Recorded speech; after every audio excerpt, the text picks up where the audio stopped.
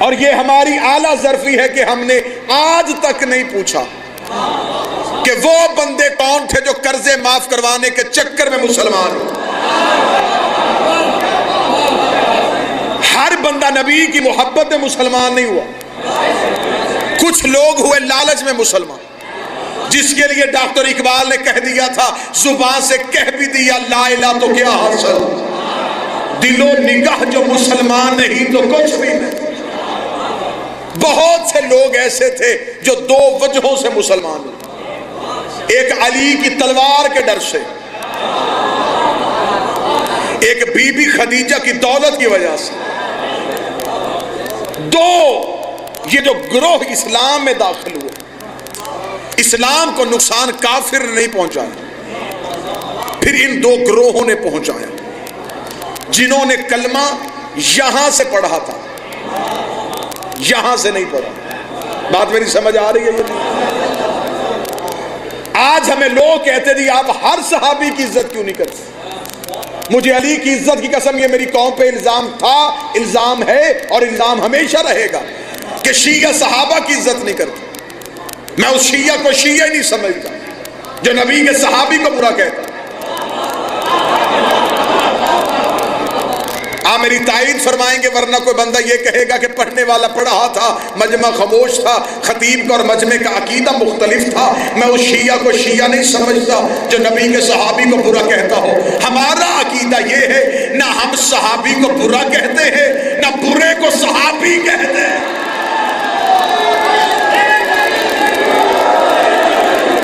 یہی وجہ ہے کہ شیعہ مرتا مر جاتا ہے، یزید کو رضی اللہ نہیں کہتا، کیونکہ ہمیں پتہ یہ رضی اللہ صحابہ کا ٹائٹل ہے، ہم یزید کو نہیں دیتے۔ اگر ہم یزید کو رضی اللہ کہیں گے تو پھر غیر مسلم ہم سے پوچھے گا کہ رضی اللہ سارے ایسے ہوتے تھے؟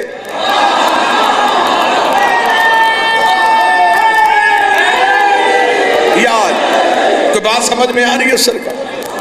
دو طرح کے لوگوں نے اسلام کو نقصان پہنچا، جنہوں نے لالچ میں کلمے پڑھے، محبت میں کلمے نہیں پڑھے۔ زندگی قربان کروں، آج ہمیں بندے کہتے ہیں جی آپ صحابہ کی نام کیوں نہیں لیتے؟ جو بندے ہمیں کہتے ہیں کہ آپ صحابہ کی عزت نہیں کرتے، میں سوال الٹ ان پہ کرتا ہوں کہ آپ حضرت بلال کی بات کیوں نہیں کرتے؟ آپ حضرت سلمان کی بات کیوں نہیں کرتے؟ زندگی قربان ہو نبی کے ایسے صحابہ پہ۔ حضرت بلال حبشی، تاریخ کہتی ہے کہ ننگا بدن ہے اور مالک نے زمین پہ لٹایا ہوا ہے اور اس کے سینے پہ وزنی پتھر ہے، پتھر پہ مالک قدم رکھ کے کہتا بلال ہمارے بتوں کو چھوڑ کے یہاں مدینے والے محمد کا کلمہ پڑھ لیا، جسے اللہ مانتے اسے دیکھا ہے؟ بلال نے کہا کبھی نہیں۔ اسے کہا دیکھنا چاہتا ہے؟ بلال نے کہا ضرورت ہی نہیں ہے۔ اسے کہا اللہ کو کبھی سنا ہے؟ فرمایا کبھی نہیں۔ اسے کہا کبھی سننا چاہتا ہے؟ بلال نے کہا سوچا ہی نہیں ہے۔ اسے کہا اللہ دیکھا نہیں، دیکھنا چاہتا نہیں، سنا نہیں، سننا چاہتا نہیں، اسے مانتا کیوں ہے؟ بلال نے کافر مالک کے منہ پہ تھوک کے کہا میں دیکھتا نہیں اور دیکھنا چاہتا بھی نہیں، مانتا صرف اس لیے ہوں اس نے کہا ہے کہ وہ ہے۔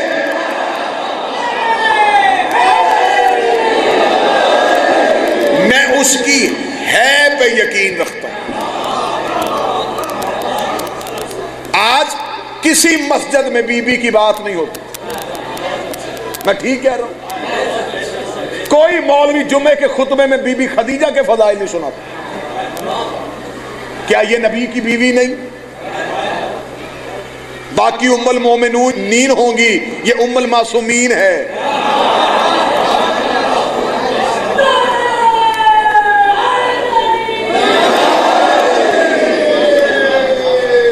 دو ہستیوں کا احسان، ایک علی کا باپ، ایک زہرا کی ماں، ایک حضرت عمران۔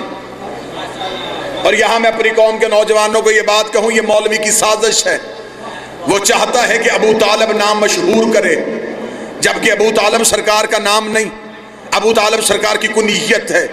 طالب کا باپ ہونے کی وجہ سے ابو طالب کہتے ہیں، اصل نام سرکار کا حضرت عمران ہے۔ یہ مولوی کی غلط فہمی تھی، مولوی چکر میں تھا کہ نام ابو طالب مشہور کر دیں گے، اصل نام کتابوں میں آئے گا نہیں، کیونکہ اگر بچوں کے سامنے کتاب عمران آ گیا تو بچے مولوی سے پوچھیں گے اگر یہ عمران ہے تو یہ قرآن میں آل عمران ہے، یہ عمران کون سا ہے؟ یہ آل عمران کس کے لیے آئی ہے؟ مولوی چھپا تو نہیں چھپا سکتا. چاہے مولوی کے سر پہ قرآن رکھے, اللہ نے قرآن میں پوری سورت بھیجی ہے, سورت کا نام سورہ آل عمران ہے. ہمیں بتائیے عمران کس عمران کا ذکر ہے؟ جو بھی عمران ہو اس کی اولاد ہونی ضروری ہے. آدم سے لے کے محمد تک کی ذمہ داری میں اپنے کاندھوں پہ لیتا ہوں. تاریخ انسانیت میں 3 عمران گزرے ہیں, چوتھا عمران ہے ہی کوئی نہیں. پہلا عمران موسیٰ کا باپ تھا, دوسرا عمران عیسیٰ کا نانا تھا, تیسرا عمران علی کا باپ تھا. ان تینوں میں سے جو بھی عمران ہو اس کی اولاد ہونی ضروری ہے. اگر موسیٰ کا باپ تھا تو موسیٰ کا تو بیٹا ہی کوئی نہیں تھا. اگر عیسیٰ کا نانا تھا, عیسیٰ کی تو شادی نہیں ہوئی تھی. تیسرا ایک ہی عمران بچتا ہے. قرآن میں لال عمران زندہ ہے, پردے میں فرزند عمران زندہ ہے.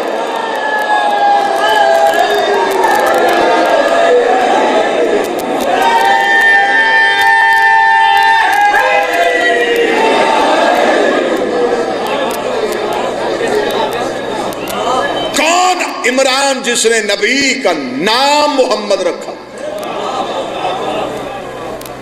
آج کوئی کافر بھی مسلمان ہونا چاہے, وہ جو کلمہ پڑھتا ہے وہ کلمہ کیا ہے؟ لا الہ الا اللہ محمد رسول اللہ.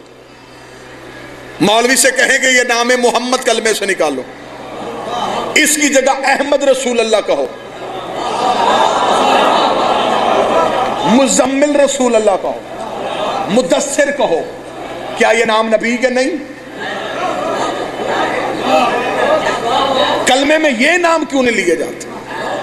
کہتے نہیں جی ضروری ہے کہ یہ نام محمد ہی کلمے میں لیا جائے. جس نام کو کلمے میں پڑھ کے تم مسلمان ہوتے ہو, یہ نام رکھا کس نے تھا؟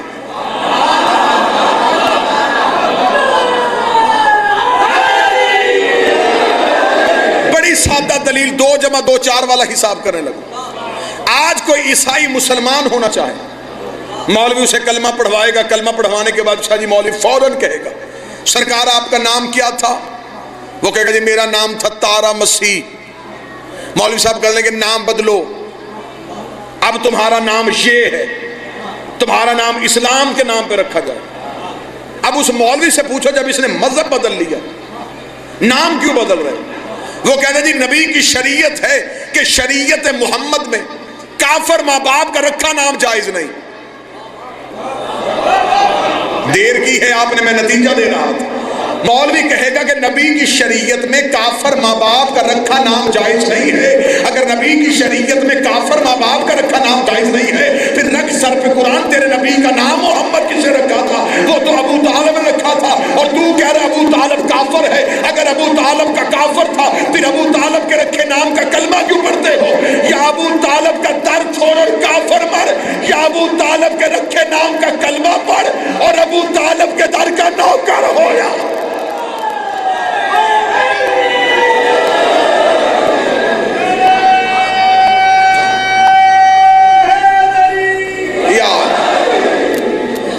چلے میں تاریخ کی ایک خوبصورت کہانی آپ کو سنا دیتا ہوں.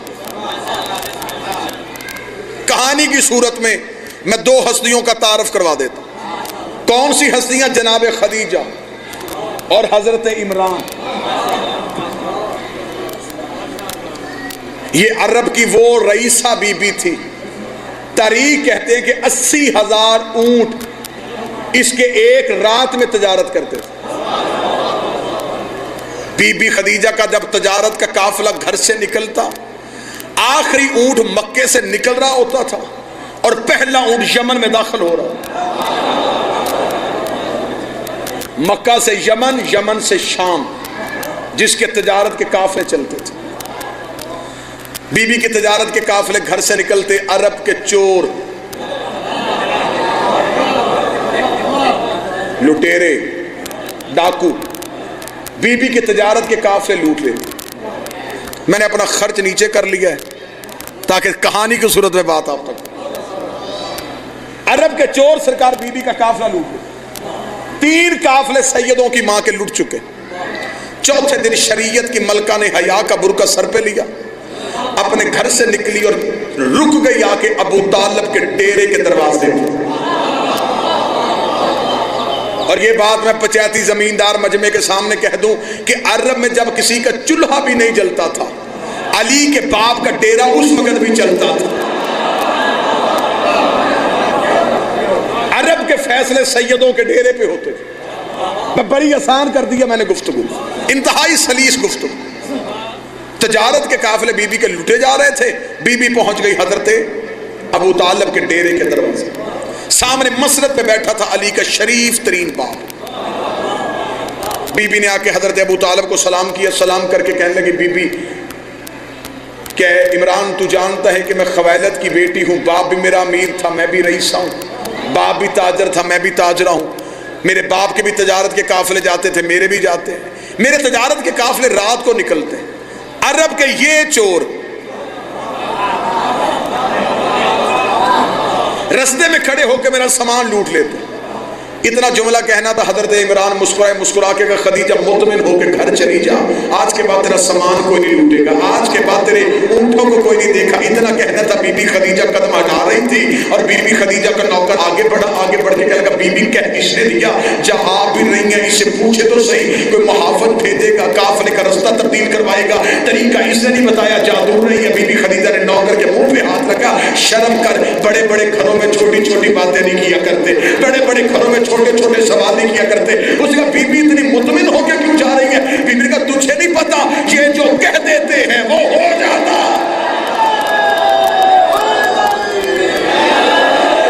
اس گھر کے بچے بھی جھوٹ نہیں بولتے, اور اس گھر کا بڑا کہہ رہا ہے کہ کوئی نہیں لوٹے گا, تو پھر کوئی بھی نہیں لوٹے گا. بی بی خدیجہ چپ کر کے اپنے گھر آ گئی. جناب ابو طالب نے اپنے نوکر سے کہا, بلا ان سب کو میرے گھر. سارے عرب کے لوگ حضرت ابو طالب کے ڈیرے پہ آ گئے. حضرت ابو طالب نے گرد و نواح والوں کو خطبہ دیا, جس خطبے کو تاریخ میں لکھا گیا خطبۃ القریش, قریش والوں کو دیا ہوا خطبہ. حضرت ابو طالب اٹھ کے کھڑے ہو کے, ایھا القریش, قریش والوں, آج خویلد کی بیٹی خدیجہ میرے گھر آئی تھی. اس نے شکایت کی ہے کہ مکے کی گلیوں سے اس کا سامان چوری ہوتا. مکے والے تم ہو, میں تمہیں گھر اس لیے بلا رہا ہوں کہ اب دوبارہ وہ شکایت لے کے دروازے پہ نہ آئے. ادب کے لوگ ہو, ادب کی دھرتی ہے, لفظوں کے خالق بندے ہو. یہاں پہ حضرت عمران کا ایک جملہ ہے, جملے پہ میں اپنی پوری زندگی بھی قربان کر دوں, جملے کی قیمت پھر بھی پوری نہیں ہوتی. حضرت ابو طالب نے ادب سے بھرا ہوا ایک جملہ کہا. بابا کیسر شاہ جی کیسے نہ کہتا, جس کا بیٹا بولے تو نہج البلاغہ بنے, اس کا باپ کی طرف فصیح و بلیغ ہو. حضرت ابو طالب نے عرب والوں کو بلا کے کہا, تم جو خدیجہ کے قافلے لوٹتے ہو, میں تمہیں گھر بلا کے یہ سمجھانا چاہتا ہوں, عورت کے قافلے لوٹنا کوئی مردانگی نہیں. مجھے نہیں پتا کس بندے نے بے نیازی کی.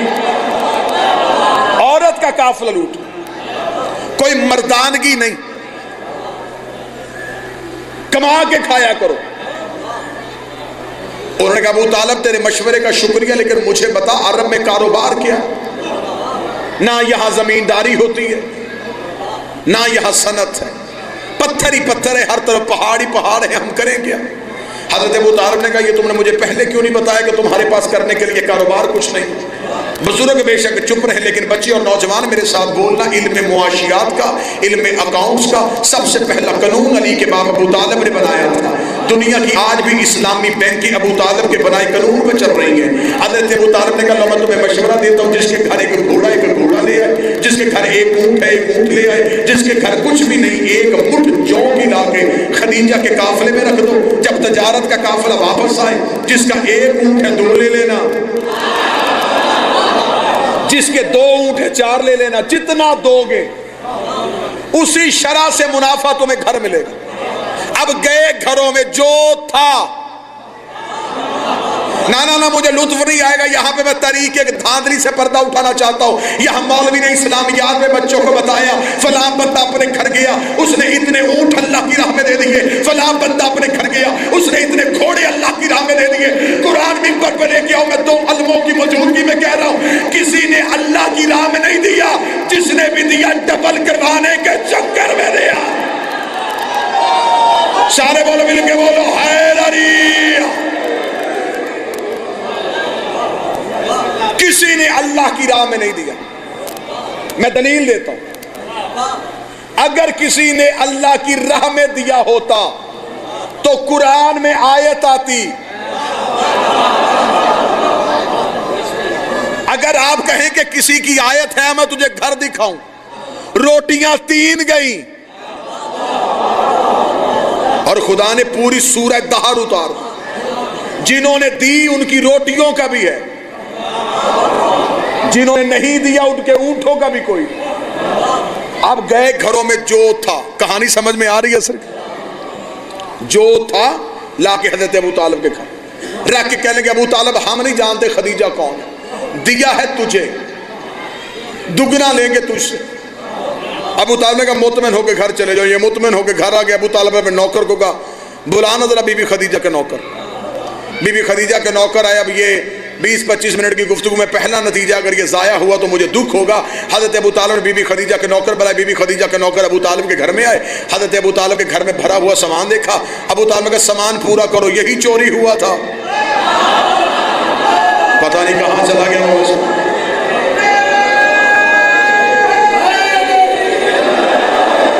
سامان پورا کرو، یہی سامان چوری ہوا۔ تاریخ اسلام کی یہ پہلی ریکوری ہے جو پوری ہوئی۔ چور اپنے ہاتھوں سے مال کے گھر سامان چھوڑ دیا۔ بی بی خدیجہ کے نوکر پریشان ہوئے، انہوں نے ابو طالب سے پوچھا یہ کہاں سے ملا؟ حضرت ابو طالب نے کہا یہ چھوڑو کہاں سے ملا، سامان اٹھاؤ اور خدیجہ کو میرا پیغام دینا کہ اس سامان کو لے جا، اس کی تجارت کر، جب سے منافع واپس آئے اس کا کوئی صدقہ۔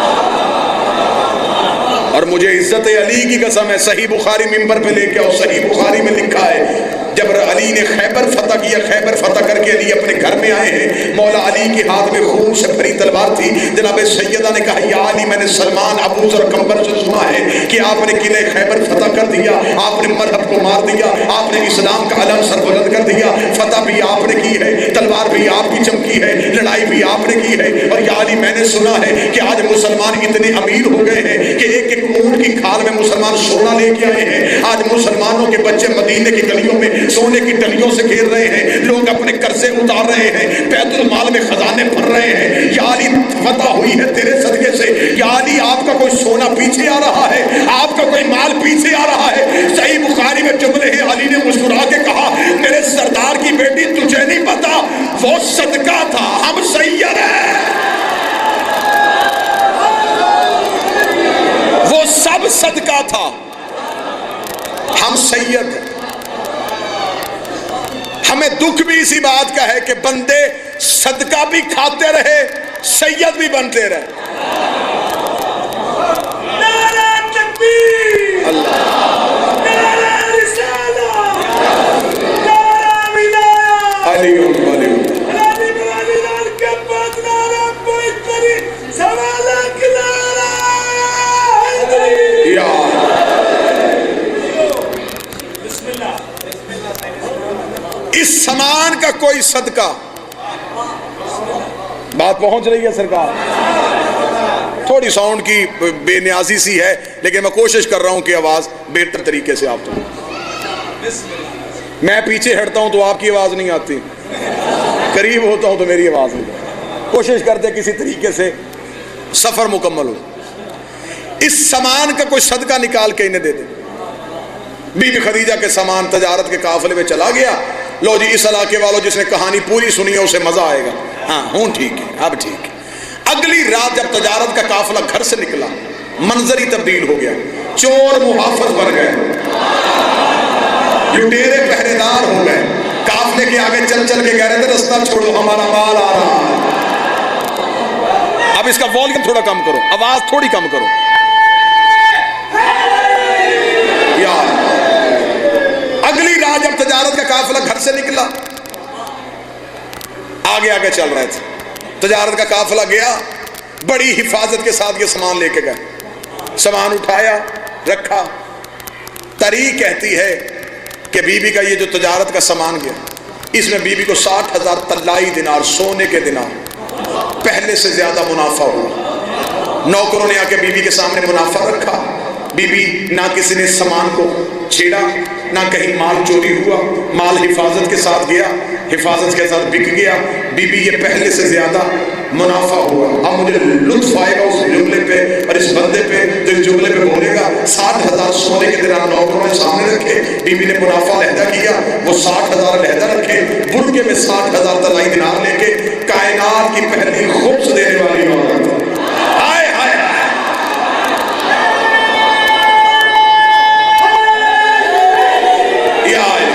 کائنات کی پہلی خمس دینے والی عورت مال لے کے سیدوں کے گھر پہنچی۔ حضرت ابو طالب کے سامنے بی بی نے 60,000 دینار رکھے۔ دور کون سا تھا جب لوگ ایک وقت کی روٹی کو ترستے تھے؟ بی بی نے ابو طالب سے کہا ابو طالب یہ تیری سوچ کی وجہ سے میں تجھے دینے آئی ہوں۔ ابو طالب نے کہا اٹھا خدیجہ، تجھے نہیں پتا ہم اجرت لے کے احسان نہیں کرتے۔ اتنا جملہ کہنا تھا، خدیجہ اٹھاتی نہیں تھی، ابو طالب رکھتا نہیں تھا، درمیان میں توحید اتر آئی۔ بڑوں کا مسئلہ ہو تو بڑے ہی طے کر دیں۔ حضرت ابو طالب نے کہا خدیجہ اگر کام کرنا چاہتی ہے پھر میرا ایک کام کر، بول ابو طالب درہم چاہیے، دینار چاہیے، جائیداد چاہیے؟ ابو طالب نے کہا نہ درہم نہ دینار نہ جائیداد، کام میرا صرف ایک کر، بھتیجا میرا جوان ہے،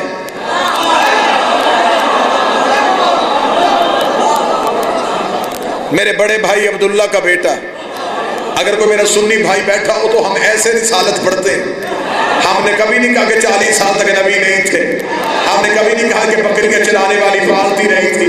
یہ مسلمان مولویوں کی نعتیں ہیں کہ سلام اس پر کہ جس کے گھر نہ بوری تھی، نہ بستر تھا، نہ آٹا تھا، نہ دانا تھا۔ ہمیں تیرے اندر کے درد کا پتہ ہے، تو نے اس لیے کہا نبی کے گھر کچھ نہ تھا۔ اگر تو کہتا کچھ تھا پھر بتانا پڑتا وہ کچھ کس کا تھا۔ جو نبی کے گھر میں کچھ تھا وہ کچھ کس کا تھا؟ حد ہو گئی۔ پھر جب نعتیں پڑھی جاتی ہیں پھر نعتیں یہ پڑھی جاتی ہیں کہ رسول کو حلیمہ لے گئی، جب حلیمہ لے کے گئی تو اونٹنی کمزور تھی، نبی کو لے کے بیٹھی اونٹنی دوڑنا شروع ہو گئی۔ بی بی حلیمہ بیمار رہتی تھی، ہمارا نبی آیا بی بی تندرست ہو گئی۔ حلیمہ کے گھر میں کھجور لگی وہ پھل نہیں دیتی تھی، ہمارا نبی آیا کھجور نے پھل دینے شروع کر دیے۔ حلیمہ کے گھر میں بکریاں دودھ نہیں دیتی تھی، ہمارا نبی آیا بکریوں نے دودھ دینا شروع کر دیا۔ اس کا مطلب تو اندر سے مان گیا ہے کہ نبی سے پہلے بی بی بیمار تھی، اونٹنی کمزور تھی، بکریاں دودھ نہیں دیتی تھی، کھجور پھل نہیں دیتی تھی، ہمارا نبی آ گیا، حلیمہ تندرست ہو گئی، بکریوں نے دودھ دینا شروع کر دیا، کھجوروں نے پھل دینا شروع کر دیا۔ اگر سب کچھ نبی کے بعد ملا ہے پھر نتیجہ یہ نکلا حلیمہ نے محمد کو نہیں پالا، محمد نے حلیمہ کو پالا۔ پھر تو رسول پالتے رہے۔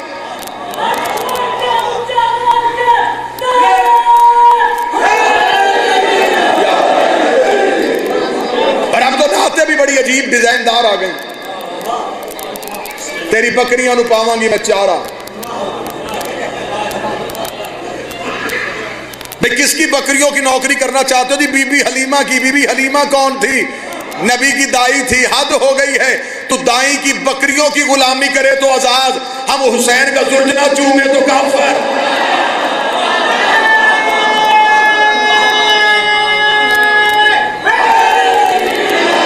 یہی تو بات ہم اتنے سالوں سے تجھے سمجھا رہے ہیں کہ ہم نسبت کا احترام کرتے۔ زندہ ذہن ہے، اب کوئی بھی خطہ ایسا نہیں جو حالات حاضرہ سے بے خبر ہو۔ ٹیلی ویژن آپ کو سارے منظر دکھاتا ہے۔ پچھلے دنوں امام کعبہ پاکستان آئے تھے، انہوں نے پاکستان میں لاہور کی بادشاہی مسجد میں نماز پڑھائی۔ ہمیں ٹیلی ویژن نے وہ منظر دکھایا جب امام کعبہ اپنی گاڑی سے نکل کے بادشاہی مسجد میں جا رہے تھے تو بڑے بڑے لوگ امام کعبہ کے ہاتھوں کو چوم رہے تھے، کپڑوں کو چوم رہے تھے۔ جہاں میں بڑے بڑے لوگ کہہ رہا ہوں اس کا مطلب امیر لوگ نہیں ہے، وہ بندے امام کعبہ کے ہاتھوں کو چوم رہے تھے جو نبی کی جعلی جملہ شرک سمجھتے ہیں، جو حسین کا زنجنا چومنے سے نکاح کا باطل ہونے کا فتویٰ دیتے ہیں، وہ امام کعبہ کے ہاتھ چوم رہے تھے، امام کعبہ کے کپڑے چوم رہے تھے۔ میں طالب علم بن کے سوال کرتا ہوں، ہماری طرح کا بندہ تھا، ہماری طرح کھاتا ہے، ہماری طرح پیتا ہے، اس کے کپڑے کیوں چوم رہے تھے، اس کے ہاتھ کیوں چوم رہے تھے؟ کہتے نہیں آپ شیعوں کو نہیں پتا، ہم اس کے ہاتھ اس لیے چوم رہے تھے، یہ کعبے میں نماز پڑھاتا ہے، یہ کعبے میں نماز پڑھاتا ہے، جو کعبے میں نماز پڑھائے اس کے کپڑے چومنا ثواب ہے، اور جو کعبے میں آیا ہو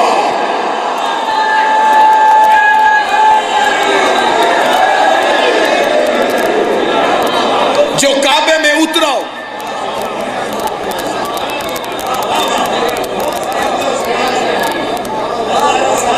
ساٹھ ہزار 60,000 طلائی دینار سونے کے دن بی بی خدیجہ نے رکھے۔ ابو طالب کہا نہیں، بھتیجا میرا جوان ہے، میرے بڑے بھائی عبداللہ کا بیٹا، نام ہے اس کا محمد. کل جو تیرا تجارت کا قافلہ لے جائے نا اس میں میرے بیٹے کو ساتھ لے کے جائے. ہم تمہیں بتائیں کہ ہم کون ہوتے ہیں. غیر سید چپ رہنا, بے شک سید میرے ساتھ بولنا, میں تمہاری دادی کا ذکر کروں. اگلی صبح شریف ترین چچا اپنے شریف بھتیجے کو لے کے بی بی خدیجہ کے محل میں پہنچے. بی بی خدیجہ کے محل میں ایک وقت میں 2 چاند طلوع ہو گئے. ملکہ شرافت اپنے بستر طہارت سے تڑپ کے اٹھی. بی بی نے حریر اور ردیف کے پردوں کو پیچھے ہٹا کے دیکھا. بچپن میں جسے خواب میں دیکھا کرتی تھی مجسم محمد بن کے دروازے میں کھڑا. بچپن میں جسے سوچا کرتی تھی وہ نبی کی صورت میں دروازے میں کھڑا. بی بی نے اپنے نوکروں میں سے ایک نوکر کو اٹھایا. نام اس کا تاریخ میں میسرہ لکھا ہے.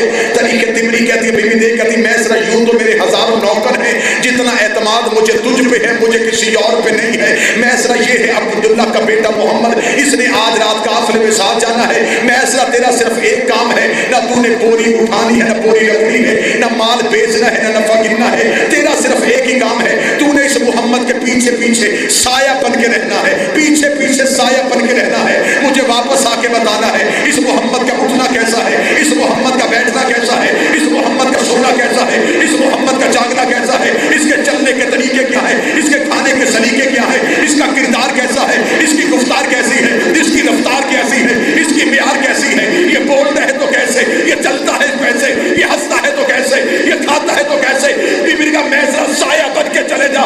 میسرہ نے ایک نظر محمد کو دیکھا, پھر بی بی کو دیکھا. دیکھا بی بی اس کا سایہ بنا رہی ہے جس کا اپنا سایہ ہی کوئی نہیں. سارے بولو مل کے بولو پنجے کھول کے حیدری. چلا گیا میسرہ.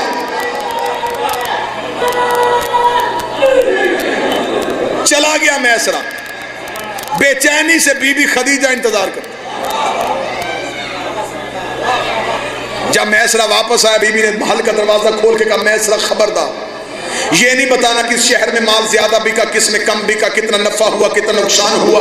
میسرہ تجارت کی نہیں, مجھے میری عبادت کی باتیں بتا. میسرہ جلدی کر مجھے اس محمد عربی کی باتیں بتا. اب جو نبی کا ذکر سننے کے لیے سر اٹھانا. میسرہ دیکھا تھا بی بی میں تجھے اس محمد کی کیا کیا باتیں بتاؤں. یہ جنگل میں جاتا تھا, درندے اس کے پاس اپنی فریادیں لے کے آتے تھے, درخت اسے جھک جھک کے سلام کرتے تھے, پرندے اپنے پروں کا اس کے سر پہ سایہ کرتے تھے, ذرے اس پہ اٹھ اٹھ کے درود پڑھتے تھے. جہاں بھوک لگتی تھی جنت سے کھانا آ جاتا تھا, جہاں پیاس لگتی تھی زمین سے چشمہ نکل آتا تھا. بی بی دیکھا تھی میسرہ چپ ہو جا, صرف اتنا بتا عیب تو کوئی نہیں. میسرہ دیکھ رہا بی بی تیری عزت کی قسم, جیسے اللہ بھی عیب ہے ویسے یہ محمد میں ہے.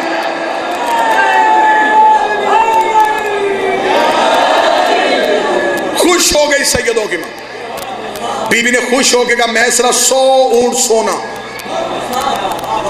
سنیے گا 100 اونٹ سونا, 80 اونٹ چاندی, یمن کی ساری جائیداد تیری.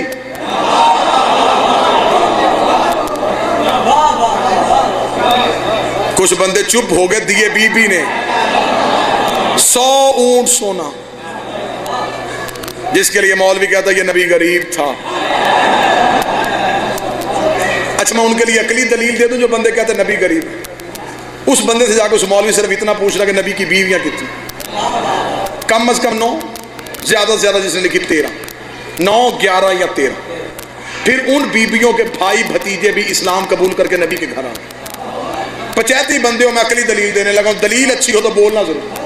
170 اصحاب صفہ وہ تھے جو دوسرے ملکوں سے آئے تھے اور ہمارے نبی کے پاس پڑھتے تھے. رہتے وہ مسجد نبوی کے اوپر چبوترے میں تھے, کھانا سیدوں کے گھر سے آتا تھا. 170 اصحاب, 11 یا 13 بیویاں, ان کے بھائی اور بھتیجے.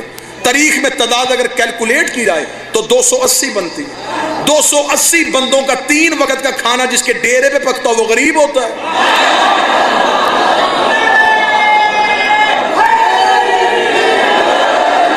بھائی 280 لوگوں کا 3 وقت کا کھانا جس کے گھر سے جاتا. سب کچھ تھا لیکن گھر میں رکھتے نہیں تھے, جو آتا تھا بانٹ دیتے. ورنہ یہ جو بی بی گھر میں سیدوں کی ماں کنیز بن کے رہی ہے نا, جب یہ بی بی ہمارے نبی کے گھر آ گئی تھی تو قریش کی عورتیں آئیں، کیونکہ عربوں میں شاعری عام تھی. انہوں نے آ کے بی بی خدیجہ سے کہا، انہوں نے عربی میں ایک شعر پڑھا. انہوں نے کہا خویلد کی بیٹی باپ تیرا اتنا امیر تھا کہ اس کے سر کا شملہ عرش کو چھوتا تھا، اور تو یتیم عبداللہ کے گھر نکرانی بن کے آ گئی ہے. بی بی نے شعر کا جواب شعر میں دیا، نہ بی بی نے وزن کم ہونے دیا نہ عزت کم ہونے دی. بی بی نے کہا باپ میرا اتنا امیر تھا کہ اس کے سر کا شملہ عرش کو چھوتا تھا، جس کی نکرانی بن کے آئی ہوں اس کے جوتے عرش کو چھوتے.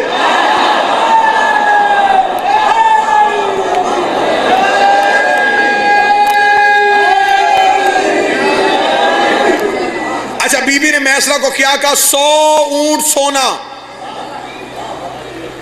80 اونٹ چاندی، یمن کی ساری میری جائیداد تیری. میسرہ کا جسم یوں کانپا. میسرہ کا بی بی اتنا کچھ کیوں دے رہی ہے؟ بی بی دیکھ رہی 100 اونٹ سونا تو رکھ لے، 80 اونٹ چاندی تجھے دیتی ہوں، یمن کی ساری جائیداد تو لے لے. کام صرف اتنا کر، میری شادی کا پیغام لے کے ابو طالب کے گھر چلا جا، میری شادی کا پیغام لے کے ابو طالب کے گھر چلا جا. اتنا جملہ کہنا تھا. میسرہ دیکھ رہا 100 اونٹ سونا، 80 اونٹ چاندی، یمن کی ساری جائیداد. نام بی بی تیرا کام مشکل ہے، تیری اجرت تھوڑی ہے. آئے آئے، تیرا کام مشکل ہے، تیری اجرت تھوڑی ہے. بی بی دیکھ کر سونا دے رہی ہوں، چاندی دے رہی ہوں، یمن کی ساری جائیداد دے رہی ہوں. آخر نوکر ہو کے تو نے اپنی اوقات بتا دی. اب مجھ سے بول تجھے کیا چاہیے؟ میں محمد کے قدموں سے مار کے تجھے دے دیتی ہوں. میں ایسا دیکھ رہا بی بی اپنا سونا تو رکھ، تیری چاندی تجھے نصیب، تیری جائیداد تجھے مبارک. پیغام لے کے چلا میں جاتا ہوں. اگر محمد تیرے مقدر کا مالک بن گیا پھر وعدہ مجھ سے ایک کر، مجھے اتنا یقین ہے جنت تیری اولاد کی محبت کا نام ہے. سونا چاندی نہیں، بی بی جنت کا وعدہ کا. سیدون ایمان کا ہوا جنت کا وعدہ. میسرہ شادی کا پیغام لے کے چلا گیا. ابو طالب نے کر لیا قبول. اور یہ تاریخی سچائی ہے، نبی اور بی بی خدیجہ کی شادی کے موقع پہ پیغام بی بی نے بھیجا، ورنہ دستور یہ نہیں ہے، یہ زمانے کا طریقہ نہیں ہے. طریقہ یہ ہے کہ پیغام ہمیشہ لڑکے والوں کی طرف سے. بلکہ میں ایک مثال دیتا ہوں، شریف لڑکے والوں، لڑکی والوں کو کوئی گھر پسند آ جائے نا، وہ خود بات نہیں کرتے، درمیان میں کسی معزز کو ڈالتے کہ ہمیں یہ لڑکا پسند ہے، ہم بات کرتے اچھے نہیں لگتے، تو بات چلا. جو بندے چپ بیٹھے میں ان کے لیے مثال دے دوں، جیسے محمد کو علی بڑے پسند تھے، درمیان میں اللہ کو ڈالا کہ میں بات کرتا اچھا نہیں لگتا، تو بات چلا. پیغام بی بی نے کیوں بھیجا؟ میں اس حقیقت سے راز سے بھی پردہ اٹھا دیتا ہوں. اگر پیغام آتا رسول کے گھر سے، آج مولوی بھونک دیتا، مالدار جو تھی، اسلام کو پیسے کی ضرورت تھی، نبی نے عرب کی شہزادی کو شادی کا پیغام بھیج دیا. خدا نے کہا نہ خدیجہ، میں نبی کے کردار پہ تہمت برداشت نہیں کرتا، پیغام تو بھیج. بی بی نے کہا میرے اللہ میں عورت ہوں. فرمایا بھرم توڑ دے. میں عورت ہوں. فرمایا انا توڑ، مزاج بدل. اب جو سید غیر سید بیٹھے ہو، اگر لفظ میں وزن ہو تو پھر بول کے تعین کرنا. جو بی بی خدیجہ کے مقروض بیٹھے ہو، جو خدیجہ کی اولاد کا صدقہ زمین سے لیتے اور آسمان سے برستا ہو لیتے، جن کی گود میں بیٹے، انہیں پتہ ہے ہم نے تکلیف سے نہیں لیے، شبیر سے لیے ہیں. اس بندے میں واجب ہے کہ میرے ساتھ بول کے تعین کرے گا. بی بی خدیجہ نے کہا میرے اللہ میں عورت ہو کے پیغام بھیجوں. فرمایا تم عورت ہو کے پیغام بھیج دے، میں اللہ تیرے احسان کا بدلہ دوں گا. میں اللہ احسان کا بدلہ کیسے دے گا؟ فرمایا میں نبی کی شریعت بنا دوں گا کہ نکاح پڑھنے سے پہلے مولوی لڑکی کی مرضی پوچھیں گے، پھر لڑکے کی رضا پوچھیں. یہ آج تک جو عورت سے نکاح کا اختیار دیا جاتا، یہ بی بی خدیجہ کے احسان کا بدلہ. خدا نے نکاح کا اختیار ہی عورت کو دے دیا. طلاق کا اختیار مرد کے پاس، نکاح کا اختیار عورت کے پاس. پہلے عورت کی مرضی پوچھی جائے. ایک شخص نے آ کے مولا علی سے سوال کیا تھا. اس نے کہا اے علی، اسلام عدل کا مذہب ہے، یہ خدا نے کیا قانون رکھا؟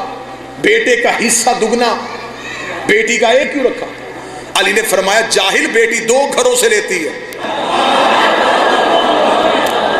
باپ کے گھر سے بھی لیتی ہے، شوہر کے گھر سے. وزن اتنا ہی ہے جتنا بیٹے کا. اسلام نے کہیں بھی عدل کے ترازو میں جھول نہیں آنے دی. نکاح کا پیغام تو بھیج. پیغام چلا گیا، حضرت ابو طالب نے قبول کر لیا.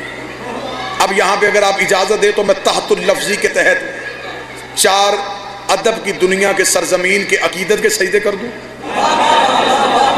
یہاں پہ میرا تخیل یہ کہتا ہے کہ جب رسول کی شادی کا پروگرام بنا، سب سے پہلا کام یہ ہوتا ہے کارڈ چھپتے ہیں.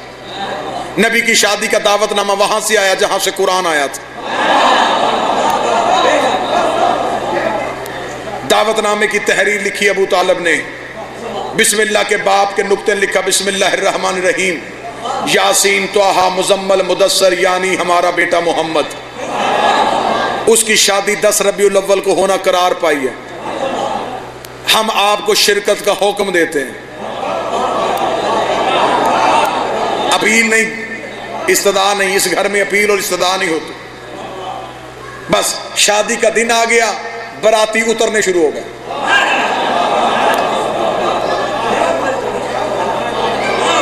اب جس بندے نے نبی کی برات میں شامل ہونا، میں میرا ساتھ دے گا. جو بندہ برات میں اداس ہو کے بیٹھا رہو اسے کھانا نہیں ملتا. جس نے ساری زندگی کا رزق لینا ہے وہ میرے ساتھ تھوڑا چہرے پہ تبسم لا کے مسکراہٹ کے ساتھ نبی کی شادی کا منظر سنے گا.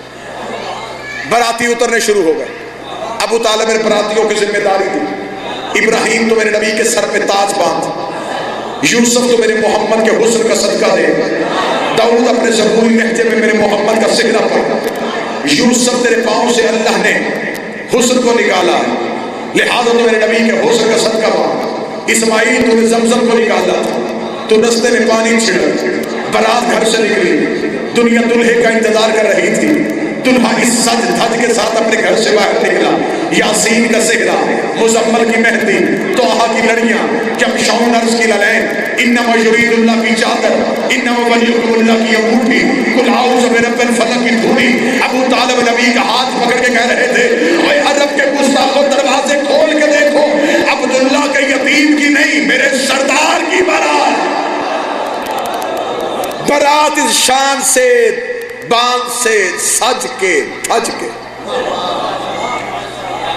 برات پہنچی بی بی خدیجہ کے دروازے.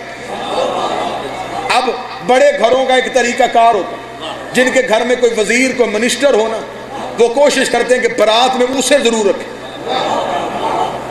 تاکہ اگلے گھر پہ رو پڑے کہ آنے والا گھر کوئی چھوٹا نہیں، کوئی اہم لوگ ان کے ساتھ آ رہے ہیں. اب نبی کی برات کا منظر یہ ہے کہ ابراہیم چل رہا ہے، یوسف چل رہا ہے، یونس اور یحییٰ اور زکریا چل رہے ہیں. جب برات بی بی کے دروازے پہنچی، براتیوں کو روب تھم گیا. استقبال کرنے والیوں میں کہیں مریم کھڑی تھی، کہیں حوا کھڑی تھی، کہیں آسیہ کھڑی تھی. اب نبی بیٹھے، بی بی خدیجہ کو بلایا گیا. اب آ گیا نبی کا وقت نکاح.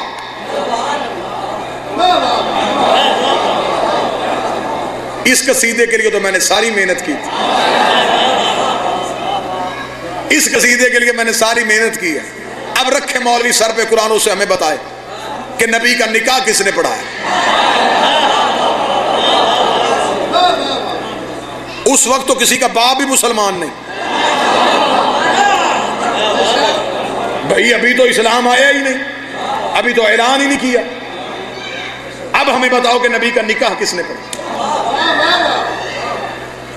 اگر نبی کا معاذ سما معاذ اللہ تو کہے گا کہ نکاح اس طریقے سے نہیں پڑھا گیا تو خطبہ نکاح میں کیوں کہتا نکاح من سنتی،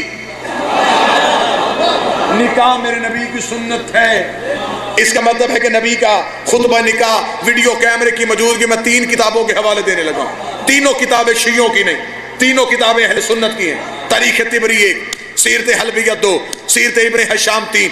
اس کے علاوہ جتنی چھوٹی کتابیں چاہو گے میں اس ممبر سے لے کے اس چھت تک ڈھیر لگانے کے لیے تیار ہوں. ابن خلدون سے لے کے شبلی نعمانی تک، شبلی نعمانی سے لے کے ڈاکٹر طاہر القادری تک، ڈاکٹر طاہر القادری سے لے کے صاحب چشتی تک، جس نے حضرت عمران کی سیرت لکھی ہے اس نے ابو طالب کا خطبہ نکاح لکھا ہے. حضرت ابو طالب نبی اور خدیجہ کے درمیان بیٹھ کے کہا الحمدللہ الذی جعل من ذریۃ ابراہیم و نسل اسماعیل و احکام الناس و یبن الصفا و یبن المروہ و ھذا نبینا من مرسلین و ختم النبیین و تاج النبوہ و مادر الرسالہ و حکم النبوۃ و یبن الصفا و یبن المروہ و ھذا قبیلۃ المعظمہ محترمہ و حق مہر بن مالی. حضرت ابو طالب نے دونوں کے درمیان بیٹھ کر الحمدللہ الحمدللہ. آپ چپ ہو گئے، قرآن اترنے میں ابھی 15 سال باقی ہے اور ابو طالب کہہ رہا الحمدللہ الذی جعل من ذریۃ ابراہیم. تعریف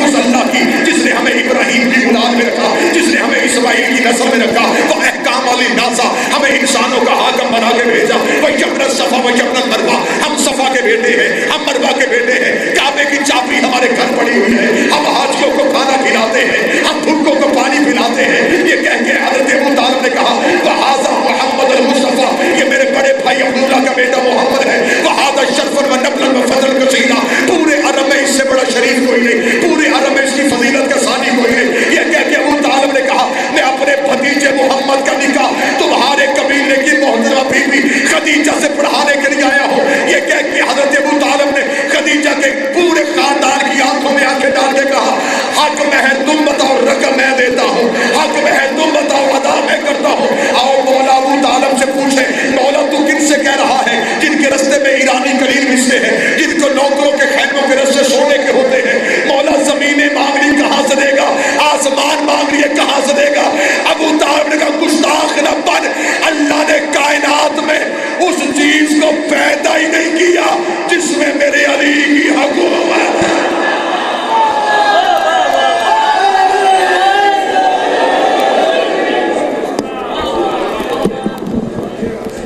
खदीजा के पूरे खानदान से हजरत अबू तालिब ने कहा हक महर की रकम तुम बताओ, अदा मैं करता हूं। कितना हक महर दिया?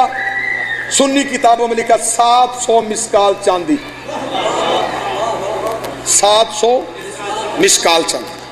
अब मैं उसका वजन बता देता हूं। उस दौर में एक मिसकाल चांदी में 100 ऊंट सुर्ख आंखों वाले की कतार आती थी। सुर्ख आंख वाला ऊंट अरब का कीमती ऊंट एक मिसकाल में आता था। अबू तालिब ने कहा 700 मिसकाल, ये वो दिए हैं जो वापस नहीं लिए।